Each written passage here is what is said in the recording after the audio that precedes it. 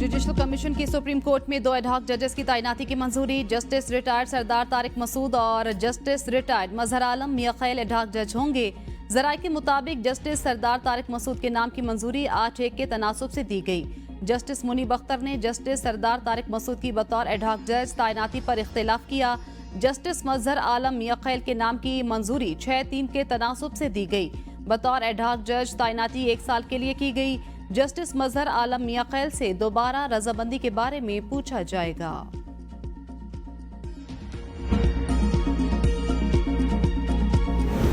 Justice Tariq Masood की तैनाती पर सिर्फ चीफ जस्टिस मुनीब अख्तर ने मुखालिफत की। रुकन जुडिशल कमीशन अख्तर हुसैन कहते हैं जस्टिस मजहर आलम मियां खैल की 8 अरकान ने हिमायत की। जस्टिस मजहर आलम मियां खैल ने व्हाट्सएप पर माजरत की। चीफ जस्टिस रिटायर्ड मजहर आलम मियां खैल से बात करेंगे। एडहॉक जज को 1 साल से पहले नए चीफ जस्टिस नहीं हटा सकते। एडहॉक जजेस को सियासी या फुल कोर्ट में शामिल करने का फैसला 3 जजेस का पैनल करेगा।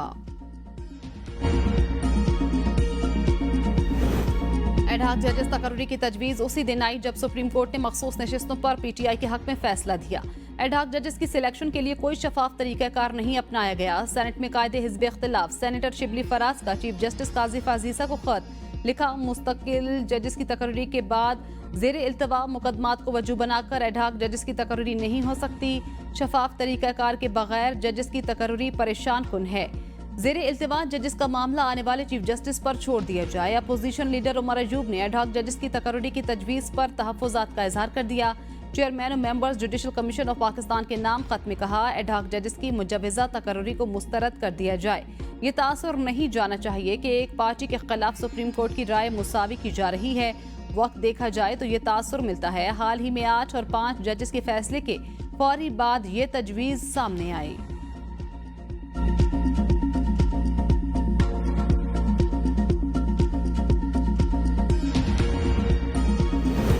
इलेक्शन कमीशन किसी किस्म के दबाव को खातिर में न लाते हुए आइन और कानून के मुताबिक काम जारी रखेगा। इलेक्शन कमीशन का मखसूस नशिस्तों बारे सुप्रीम कोर्ट के फैसले पर अमल दरामद का फैसला।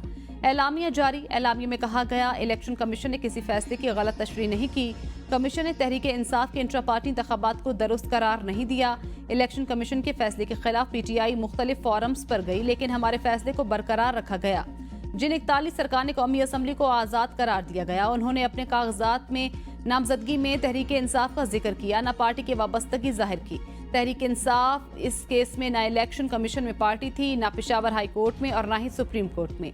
एलामी में कहा गया अगर सुप्रीम कोर्ट के फैसले के किसी नुक्ते पर अमल दरामद में रुकावट है तो फौरन निशानदही करें। रुकावट की सूरत में मजीद रहनुमाई के लिए सुप्रीम कोर्ट से रिजू किया जाए।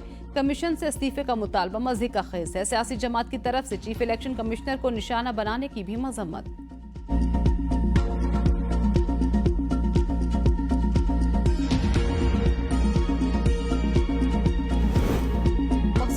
के केस में कोई उभाम है तो इलेक्शन कमीशन सुप्रीम कोर्ट से रिजू कर सकता है। राना सनाउल्लाह कहते हैं इलेक्शन कमीशन आज़ाद आईनी इदारा, सुप्रीम कोर्ट के फैसले के जिस हिस्से पर चाहे एतराज़ कर सकता है।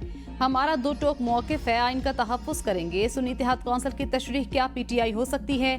सवाल कुछ और था, अदालत की तरफ से फैसला कुछ और आ गया।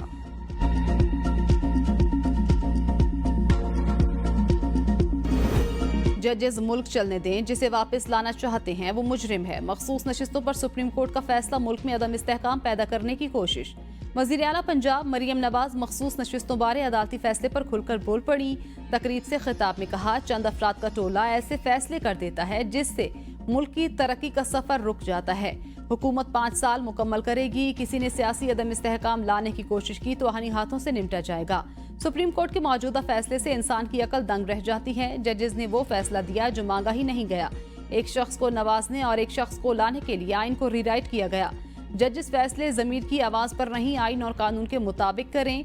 एक जमात का काम फितना और इंतशार फैलाना है। पता नहीं वो किधर से लॉन्च हुए, कहां से पैसा आता है। जब मौका मिला उन्होंने आग, खून और इंतशार का खेल खेला।